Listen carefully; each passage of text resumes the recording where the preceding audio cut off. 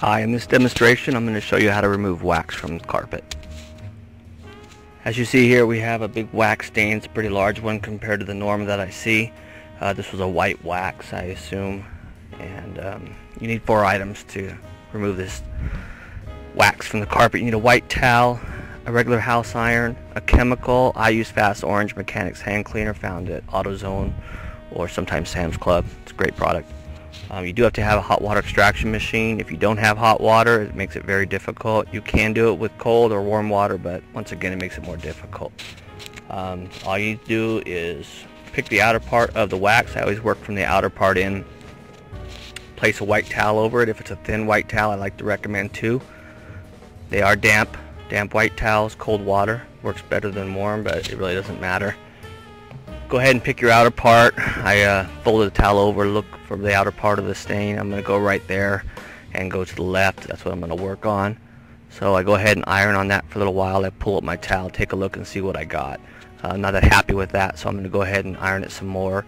The towels need to be flipped around because they do absorb some of the wax into the towel, so you go ahead and move them around as you clean, and you are going to use multiple towels during this process. This was a pretty large stain. I used many towels on this. So we're going to go ahead and take a look underneath, see where we need to go, mark it with my fingers, and go ahead and iron some more. You're ironing about 20 to 30, 40 seconds. After you're done ironing, go ahead and apply your Fast Orange. As you're applying it, if you feel anything hard, that means you didn't melt the wax. It's still a solid state and needs to be a liquid state. So if it's still a solid state, it's not going to extract. So in this situation, it was liquefied, so I went ahead and used my upholstery tool and I started to extract the wax that is now at a liquid state. As you see, it removed it. Up top, right there where it's white, that is the actual wax that I have not melted yet. As you see right there is pretty much where the iron stopped. So that's where I need to go on my next step and just keep going in and in and in and a little at a time and remove the whole thing. So to the left it is removed. It does distort the fibers a little bit, but there's really not much you can do about that due to the amount of agitation and work that you're applying to the carpet. Here you can see to the left of my finger I've already cleaned all that. That's all already done, and to the right is not. So you can see a pretty good result right there. Overall it looks pretty good. Generally speaking, the wax is removable from 90 to 100%.